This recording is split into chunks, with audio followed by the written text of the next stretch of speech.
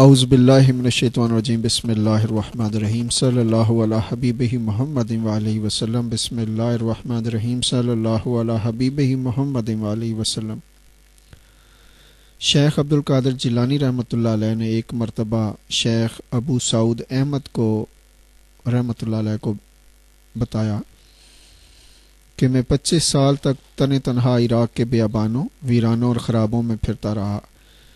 یہ وہ زمانہ تھا، یہ وہ وقت تھا کہ جب نہ لوگ آپ کو جانتے تھے نہ آپ سرکار لوگوں کو پہچانتے تھے۔ تاہم اس وقت آپ کے پاس رجال الغیب اور جن آیا کرتے تھے۔ آپ فرماتے میں ان دونوں جماعتوں کو علم طریقت سکھایا کرتا تھا۔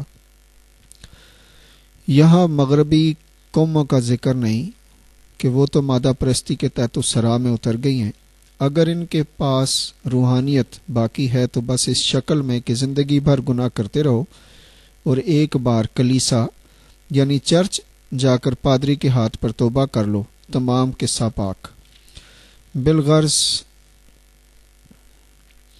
اگر کسی عیسائی نے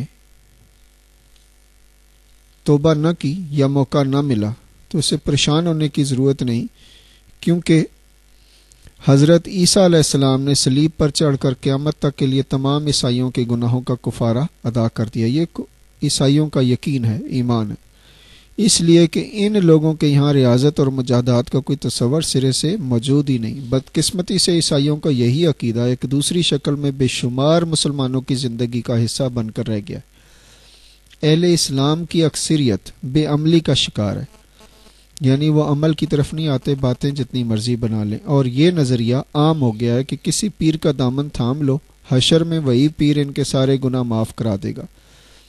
دوسری طرف مسلمانوں کی وہ جماعت ہے جو عمل پر تو یقین رکھتی ہے، یعنی علامہ اقبال رحمۃ اللہ علیہ نے فرمایا کہ عمل سے زندگی بنتی ہے، جنت بھی جہنم بھی، یہ دنیا اپنی فطرت میں نہ نوری ہے نہ ناری ہے۔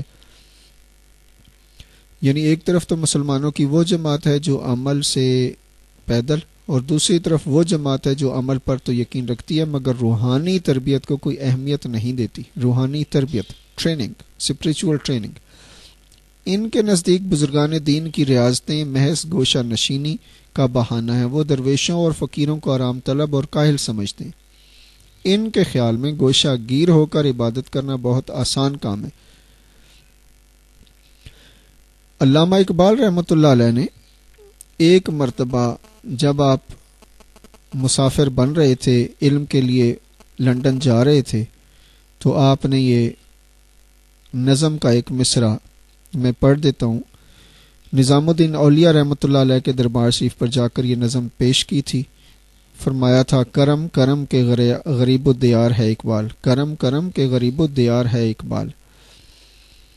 علامہ اقبال رحمۃ اللہ علیہ خواجہ غریب نواز کی شان میں تحریر فرماتے ہیں، دل بے تاب جا پہنچا دیار پیر سنجر میں، دل بے تاب جا پہنچا دیار پیر سنجر میں، میسر ہے جہاں سامان درد نہ شکے بائی۔ یہاں پیر سنجر سے مراد حضرت خواجہ معین الدین چشتی ہیں۔ فی الحال یہاں اس بات کا تذکرہ کرنا بہت ضروری ہے کہ موجودہ نظام خانقاہی سے بزرگان دین کو یا بندگان خدا کو شکایتیں تو ہو سکتی ہیں، مگر وہ نظام خانقاہی جو حضرت غوث العظم سیدنا شیخ عبدالقادر جیلانی رحمۃ اللہ علیہ، حضرت خواجہ معین الدین چشتی رحمۃ اللہ علیہ اور حضرت بہاؤالدین ذکریہ ملتانی رحمۃ اللہ علیہ سے منسوب ہیں، اس پر نکتہ چینی کرنا انتہائی جہالت اور بے خبری اور لا علمی کی باتیں۔ حضرت خواجہ معین الدین چشتی رحمۃ اللہ علیہ کے دست حق پرست پر تقریباً 1.5 لاکھ کے قریب راجپوتوں کا مسلمان ہونا ایک تاریخی واقعہ ہے۔ یہ کوئی افسانہ یا جادوئی قصہ نہیں، یہ حضرت خواجہ غریب نواز رحمۃ اللہ علیہ کی ریاضت ہی تھی۔ ریاضت مین پریکٹس، جس نے آپ کے عمل میں بے پناہ کشش اور نظر میں دلوں کو بدل دینے کی طاقت پیدا کر دی تھی۔ اب یہ جو عمل میں بے پناہ کشش ہے، یہ اور نظر میں دلوں کو بدل دینے کی طاقت ہے، یہ پیدا ہوتی ہے ریاضت سے، پریکٹس سے۔ یعنی ایک شخص یہ بھی کہہ سکتا ہے کہ نماز تو ایک ہی ہے، یہ دن میں 5 بار کیوں پڑھی جاتی ہے، پھر روز کیوں پڑھی جاتی ہے؟ دس از جسٹ دا ریاضت اینڈ دا پریکٹس۔ اور نمازیں آپ بھی پڑھتے ہیں، لیکن وہ نماز جو مولانا روم نے پڑھی جس نے پیچو خان ہیچو خان جو ہے چنگیز خان کے جو لشکر تھا پیچو خان، اس کے گھوڑوں کی جو کہہ لیں یعنی گھوڑے جو تھے وہ زمین نے پکڑ لیے تھے، وہ بھی نماز تھی، اور نماز آپ بھی پڑھتے ہیں، روزے ہم بھی رکھتے ہیں، لیکن جو فائدہ خواجہ صاحب کی عبادت ریاضت نے دیا وہ شاید کوئی اور بزرگ ابھی تک نہیں کر سکے۔ 1.5 لاکھ مسلمان راجپوت ہوئے تھے، اور آج کا جو مسلمان ہے درویشوں کی ریاضت اور مجاہدوں کو آرام طلبی اور کاہلی اس لیے سمجھتا ہے کہ وہ ان الفاظ کے حقیقی مفہوم سے ناشنا ہے۔ یعنی جب کسی کو یہی نہیں پتہ کہ یہ جو آئسولیشن ہے، تنہائی میں بیٹھنا ہے، مراقبہ ہے، یہ کیا معنی رکھتا ہے۔ دراصل ریاضت ہی زندگی کے ہر شعبے میں فتوحات کی کلید ہے۔ اگر ہم روحانیت سے ہٹ کر بھی ان الفاظ کی طرف توجہ کریں تو ہر مقام پر ریاضت ہی کا کمال نظر آئے گا۔ دنیا کی سب سے بڑی رزمیہ نظم شاہ نامہ فردوسی بھی اسی ریاضت کا عطیہ ہے۔ ایک مشہور فارسی شاعر فردوسی گزرے ہیں جنہوں نے شاہ نامہ لکھا۔ طویل ترین نظم لکھ کر آپ باغ میں قید ہو گئے، 30 سال کے بعد باغ سے باہر نکلے تو 60,000 اشعار پر مشتمل ایک طویل ترین نظم لکھ کر باغ سے باہر آئے تو پوری دنیا ہی بدلی ہوئی تھی۔ یعنی 30 سال جب باغ میں رہے اور وہاں شاعری کرتے رہے تو جب باہر آئے 30 سال کے بعد تو یہ تھی ریاضت۔ اسی طرح یعنی جب آپ باہر آئے تو 30 سال میں جو تھے رشتہ دار دوست احباب سارے اس دنیا سے کوچ کر گئے تھے، ایک بہن باقی رہ گئی تھی۔ آپ نے دیکھی کہ فردوسی کی جو شاعرانہ ریاضت ہے اس کے لیے 30 سال کا یہ چلہ تھا ان کا، اور ایک شاعری کا ایک کام تھا۔ اسی طرح وہ جو 5 منٹ کا میوزک کا پروگرام ہوتا ہے یعنی ایک گانا ہوتا ہے تو اس کے لیے بعض اوقات 2 سال ریاضت کرنی پڑتی ہے، تب جا کر آواز میں وہ سوز اور سرور پیدا ہوتا ہے۔ یا مصوری کو دیکھ لیجئے، مصوری یعنی دنیا کا کوئی بھی ہنر ہے، کوئی بھی فن ہے، ریاضت کے بغیر زندہ جاوید نہیں رہتا۔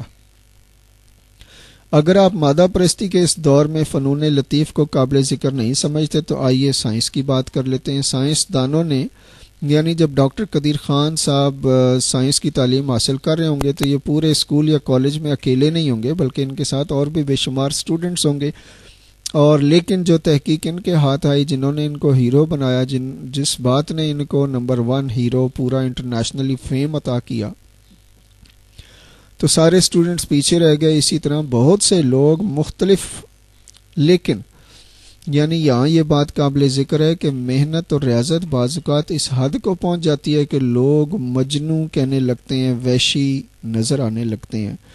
یہی ریاضت کی انتہا ہوتی ہے۔ یعنی جب تک آپ یہ نہیں دیکھیں گے کہ جیسے یہ جو اتنی ایجادات ہیں دنیا کے اندر سائنسی، اگر ان کے موجد کی لائف کو دیکھیں گے تو یہ بھی کسی مجنوں سے کم نظر نہیں آئیں گے۔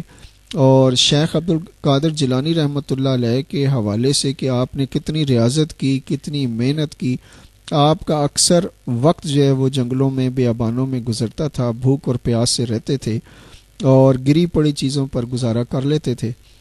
جس طرح آج دنیا کے پیچھے ہیں اس طرح دنیا کے پیچھے نہیں تھے، اور آپ نے یعنی آپ کہ جو غوثیت تک پہنچنے کا جو طریقہ کار ہے اس کو بھی ایک جھلک ایک نظر آپ کے سامنے پیش کرتا ہوں کہ شیخ عبد القادر جیلانی رحمۃ اللہ علیہ فرماتے ہیں کہ جب میں پہلے عراق میں داخل ہوا تو حضرت خضر علیہ السلام نے میرا ہاتھ پکڑ لیا مگر میں انہیں پہچان نہیں سکا۔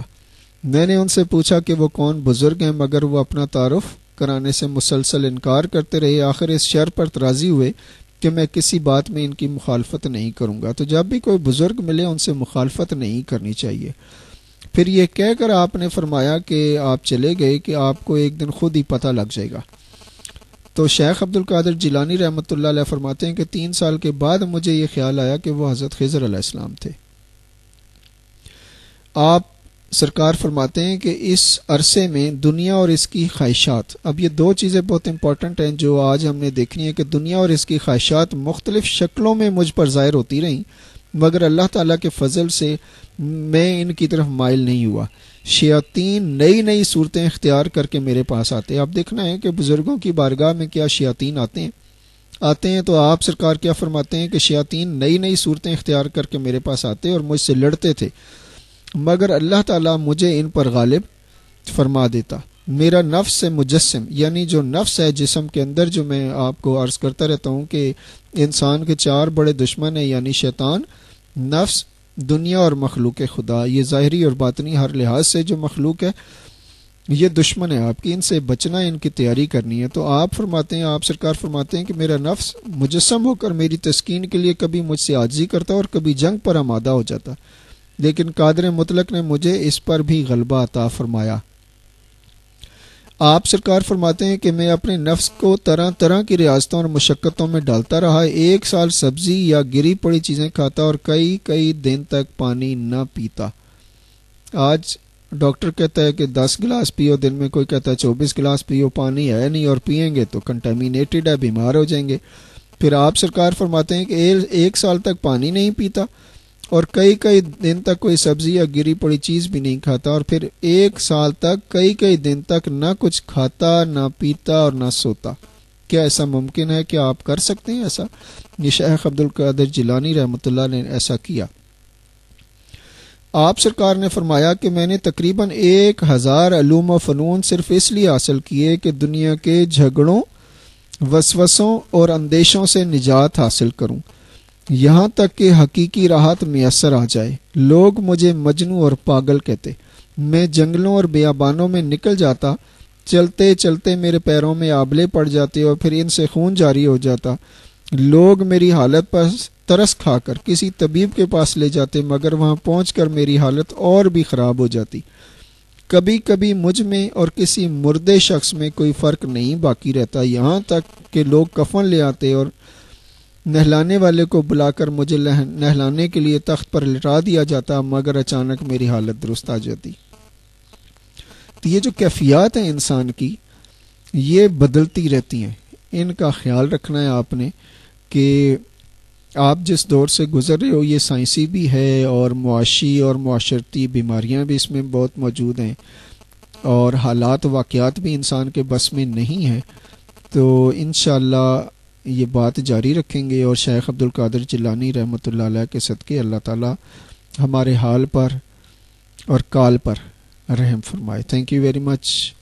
اپنے ایمان کا، اپنے گھر کا، گھر والوں کا، ہمسایوں کا، سب کا خیال رکھیے گا، اور اس علم کی تلاش میں لگے رہیں، ان اللہ والوں کی تلاش میں لگے رہیں جن کے ملنے سے قسمتیں بدل جاتی ہیں۔ Thank you very much. السلام علیکم ورحمۃ اللہ وبرکاتہ۔